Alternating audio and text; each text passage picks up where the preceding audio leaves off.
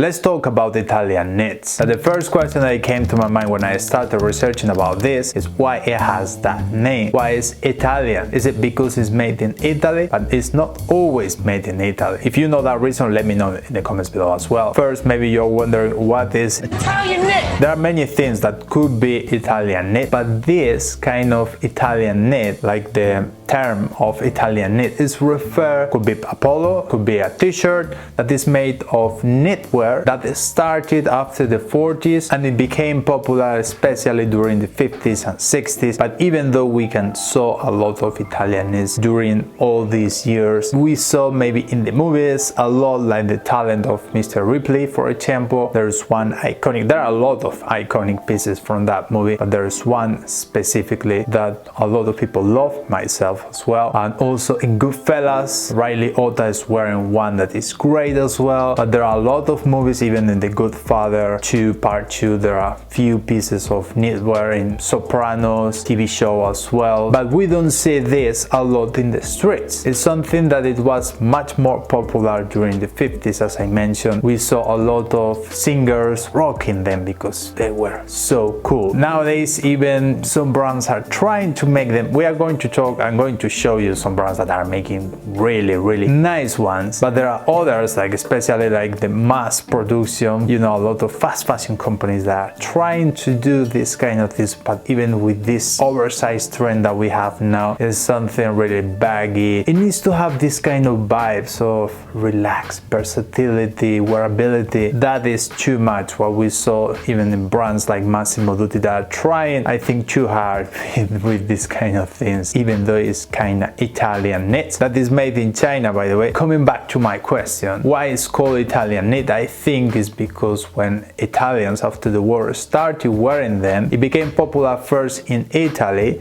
and then the immigrants from Italy went to America and then they started wearing them as well, and then is when it was referred that as Italian knit. Even though during the 50s and 60s there were a lot of brands making them in the US, and even though it was called like that, I think so because it came from Italy from the beginning, so it makes sense. Although if you know any other reason, let me know in the comments below. But what I love about this style, about the Italian knits, is the versatility, the mix between formality and informality, that kind of vibes that it gives to your outfit. That is the perfect match to me, especially nowadays, that if you wear something like a suit, people, depending on where you go, where you are, people maybe are going to say, oh, you are overdressed. But with this, you're still kinda, I would say even the smart casual, but in a good way. Like you can be wearing that kind of knits. Even with a suit you can wear this, or even if a suit is too much,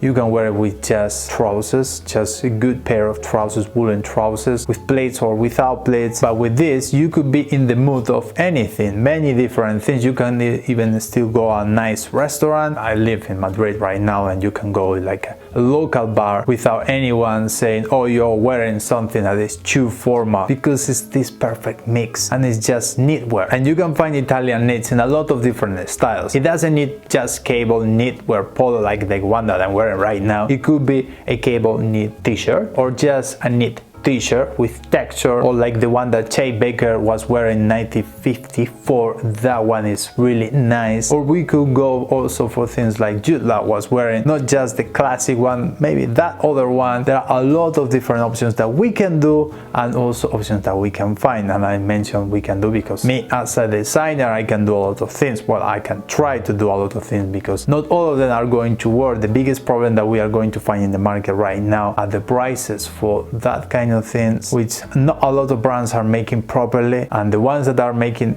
them like a bit better or really good, the price is, I would say, a bit crazy. That we can see, for example, with the brand Scott Fraser. He's making really great designs, really inspired from that classics, but £350 for that. Even though I get the point that it's made in Italy and it's merino wool, not always is merino wool, maybe just cotton, like the t-shirt from Chet Baker, 220 or something. A lot of money, I would say, for just something that is knitwear. I get the point that if Loro Piana is going to do that, it's going to be even much more expensive. Even they are making from time to time that kind of things as well. You know, luxury brands are crazy as always. I get the point that Scott Fraser is making a statement like he wants to be like considered probably premium brand, but even though I would say that's too much. This is my opinion, of course. That's why my own brand, we are offering this for even less than half of the price. Even now that we open a pre-order, I'm not trying to sell you anything, by the way, just to mention how